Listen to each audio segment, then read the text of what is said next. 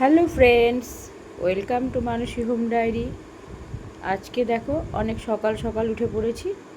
ভেবেছিলাম একটু কাজ করব, দেখি কি করা যায়। তো চলো, বেশ কিছু জামা কাপড় আছে, রোদে দেওয়া হয়নি কিছুই, তো সেগুলো দেখি যদি একটু রোদে দিতে পারি।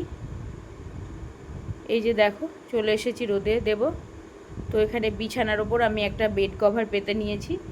এটার ভেতরে জামা কাপড়গুলো আমি নিয়ে নেব, নিয়ে একদম ছাদে রেখে চলে আসব। এর বেশি আর কিছু করা আমার পক্ষে আপাতত সম্ভব না, কারণ আবার অফিস আছে। এক এক করে শাড়িগুলো, তবে অল্প কিছু নিয়েছি, বেশি নিতে পারিনি। বেশি নিলে তো আমি উঠতেই পারতাম না এগুলো নিয়ে ছাদে। বেশ অল্প করে কিছু শাড়ি আমি নিয়ে নিলাম। এবার এটা নিয়ে ছাদে রেখে চলে আসবো। এ দেখো এই কতগুলো কটাই শাড়ি আমি এখানে নিয়েছি, নিয়ে চারকোনা ধরে তারপরে নিয়ে চলে গেছি ছাদে। খুব কষ্ট হয়ে গেছে এইটুকু শাড়ি নিয়ে যেতেই আমার। দেখো ক্যামেরা পুরো কাঁপছে, এক হাতে ক্যামেরা আর অন্যদিকে শাড়ি। শাড়ি বললে ভুল হবে, শাড়ির পুটলি। ছাদে চলে এসে যে নামিয়ে দিয়েছি, ছাদে তালা মারা আছে। তালাটা এবার আমাকে খুলে নিতে হবে। তালাটা খুলে নিচ্ছি। তালাটা খুলে নিয়ে দেখো কি রোদ্দুর, এখন ওই মোটামুটি 8টা 10 মতো বাজছে। অসম্ভব রোদ্দুর চারিদিকে।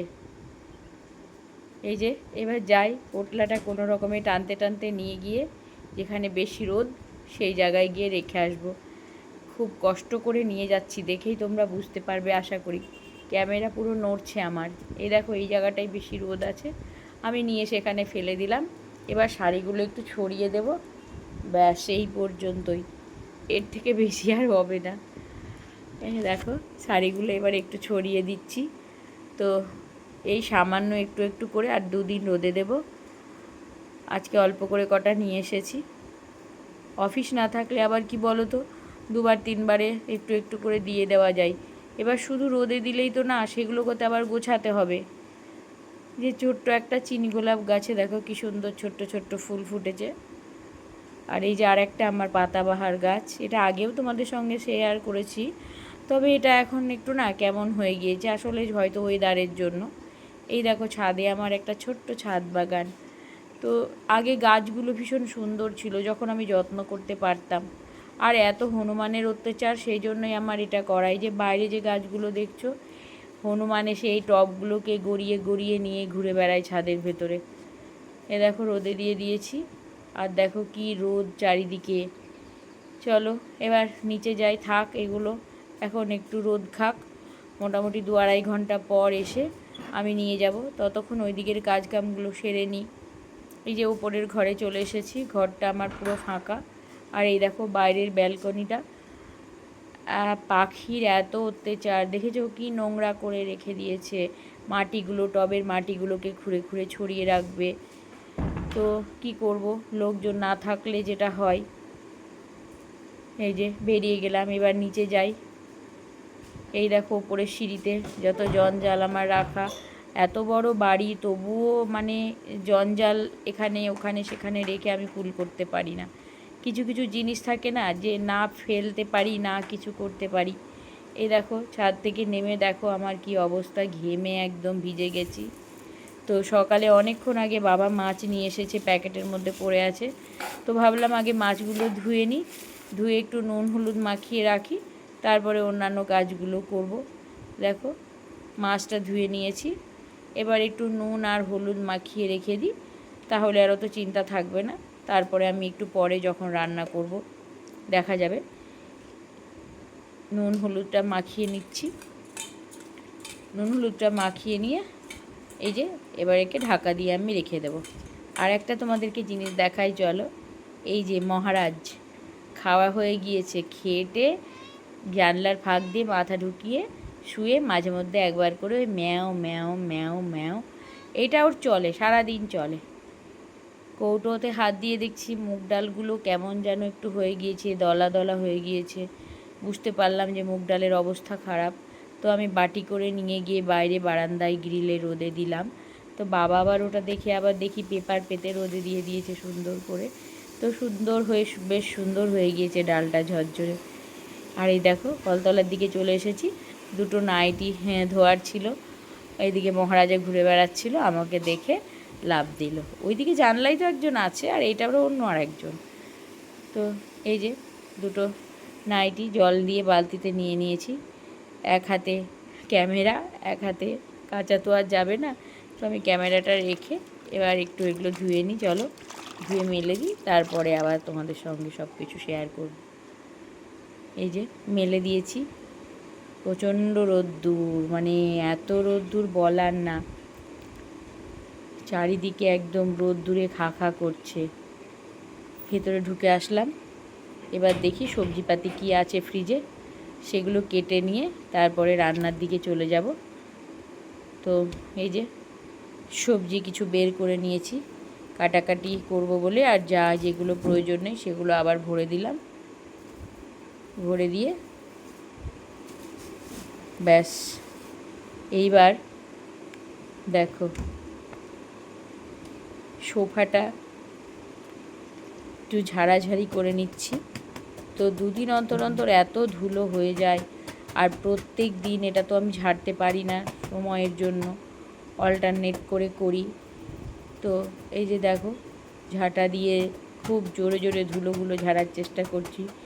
তো এটা জানো তো আমার সোফার কভার, ভেতরে অন্য কালারের কাপড়টা, তো এটা ময়লা হয়ে গেছে মনে হচ্ছে দেখে। তো ওই বছরে পুজোর সময় একবার, পয়লা বৈশাখের সময় একবার কাচা হতো, তো আমার শাশুড়ি মা থাকতে। তো এখন আমার হাতে পড়ে বছরে একবারে কাচা হয়, সেটা হচ্ছে পুজোর আগে। তো এই যে কুশানগুলো একটু রোদে দিয়ে দিলাম, কুশানগুলো রোদে দিয়ে দিয়ে দেখো সোফা ঝেড়ে টেড়ে রেখেছি। কুশানগুলো এনে পরে আবার সুন্দর করে সাজিয়ে নেব। আর এই যে চেয়ারগুলো একটু মুছে নিচ্ছি, কারণ এগুলো আমি রোজ রোজ তো করতে পারি না, হয়তো 2-4 দিন পর পর করি যখন একটু সময় পাই। সুন্দর করে মুছে নিচ্ছি। আর কাঠের জিনিস তো না মুছলে না, ধুলোগুলো যদি বসে যায় তখন সেটা আর পরিষ্কার করা খুব মুশকিল হয়ে যায়। সেজন্য সময় পেলে এগুলো আমি একটু করার চেষ্টা করি। ওই যে বললাম প্রত্যেক দিন পারি না, কয়েকদিন পর পর চেষ্টা করি। এইভাবে এক এক করে সব চেয়ারগুলো আমি মুছে নিলাম। টেবিল ক্লথটাও ভীষণ নোংরা হয়েছিল, টেবিল ক্লথটা মানে চিটচিটে মতন একটু হয়ে গিয়েছে, তেল ময়লা ধুলো। একটু সাবান দিয়ে এটাকে আমি ঘষে ঘষে একটু পরিষ্কার করে নিচ্ছি। আর দেখবে ঘরদোর পরিষ্কার থাকলে মনটাও ভালো লাগে, কিন্তু যে সব সময় পেরে উঠি না। চেষ্টা করি, চেষ্টা না করা না, কিন্তু কিছু কিছু সময় হয়তো ভালো লাগে না, তখন যা চারিদিকে যেমন যা আছে পড়ে থাকে আমি দেখি, কিন্তু আমার আর তখন ভালো লাগে না। আবার যখন ভালো লাগে, শরীর ভালো থাকে, মনটা ভালো থাকে, তখন আবার করার চেষ্টা করি। তো ওই যে বললাম সব সময় হয় না, সব সময় পেরে উঠি না। এই যে টেবিলটা আমার মুছে পরিষ্কার করা হয়ে গিয়েছে, এবার টেবিলের জিনিসপত্রগুলো টেবিলে তুলে দিচ্ছি। তারপরে এবার রান্নার দিকে যাব। একটু জল খেয়ে নিচ্ছি, কারণ ভীষণ গরম, কাজ করছি কিন্তু ভীষণ গরম, গরমে ঘামছি শুধু, মাথার চুল একদম ভিজে জপজপে হয়ে গিয়েছে। এই যে এদিকে দেখো ভাত বসিয়ে দিয়েছে, আর এদিকে একটু পাউরুটি সেঁকে নিচ্ছি, বাটার দিয়ে বাবাকে দিয়ে দেবো জলখাবারে। আর এই যে ডালটা আর বড়িটা তুলে নিয়ে চলে এসেছি, এটা এবার কৌটোতে ভরে নিচ্ছি।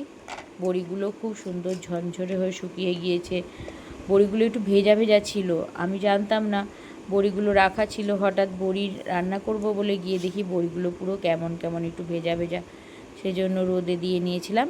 আর এই যে ডালগুলোও আমি রোদে দিয়ে কৌটোতে ভরে এবার তুলে রাখবো। আসলে ডালগুলো না একটু কড়াইয়ে দিয়ে নেড়ে রাখলে ভালো থাকে, তো হয়নি, এমনি রেখে দিয়েছিলাম, সেজন্য এই অবস্থা হয়ে গিয়েছিল। তো খুব বেশি খারাপ হয়নি, অল্প একটু হয়েছিল, সেজন্য ঠিক হয়ে গিয়েছে। আবার দেখো সবজি কেটে নিয়েছি, আর এই যে আমার এদিকে ভাত তো ফুটছে, একটু আগেই বসিয়েছিলাম ভাতটা। তো চলো সবজিটা এবার রান্না করে নিই। ওই তো আলু, বেগুন, পটল, কুমড়ো, মূলো যা ছিল সব পেয়েছি, সব দিয়ে ওই মাছের মাথাটা দিয়ে একটু সবজিটা বসিয়ে নিয়েছি। আর এদিকে সর্ষে বেটে নিয়েছি ওই মাছের জন্য, মাছের ঝোলে দেব সর্ষে, সেই জন্য মাছের ঝোলের জন্য সর্ষেটা আমি বেটে নিয়েছি। তো কাজ কাম গোছানো থাকলে না, রান্না সব গোছানো থাকলে রান্না হতে বেশি দেরি লাগে না। এই যে রান্না করতে করতে দেখো বারান্দায় চলে এসেছি।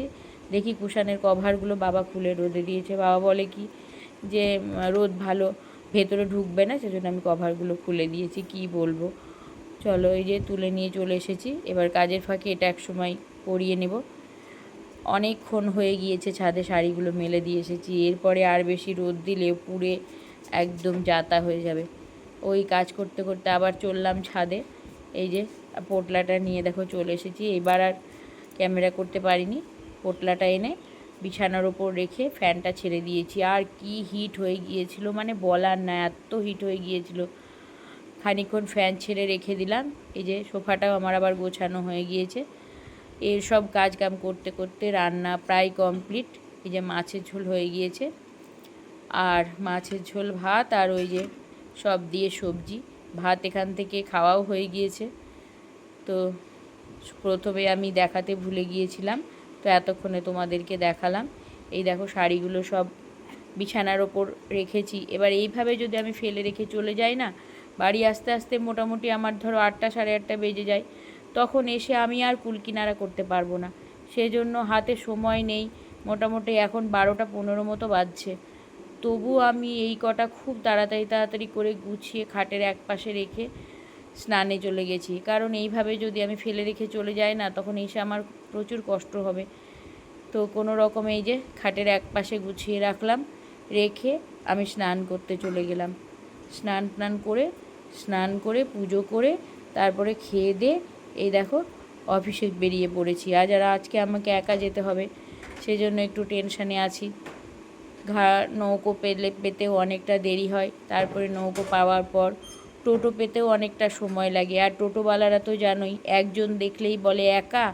2জন 3জন থাকলে টোটো পেতে কোনো অসুবিধা হয় না, কিন্তু একজন থাকলে খুব সমস্যা হয়ে যায়। চলে এসেছি বাড়ির সামনে রাস্তা ধরে, ঘাটের ধারে। দেখো জল অনেকটা কমেছে না বলো? তোমাদেরকে এর আগেও তো আমি শেয়ার করেছি জলের ভিডিও।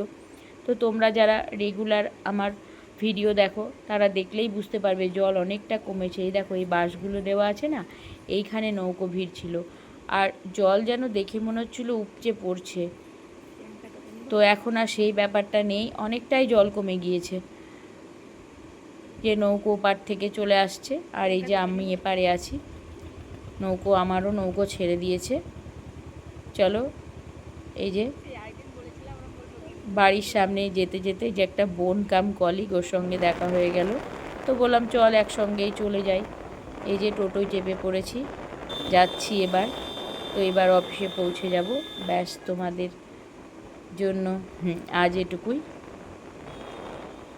আমার ভিডিওটি যদি তোমাদের ভালো লাগে লাইক করবে, কমেন্ট করবে আর শেয়ার করবে।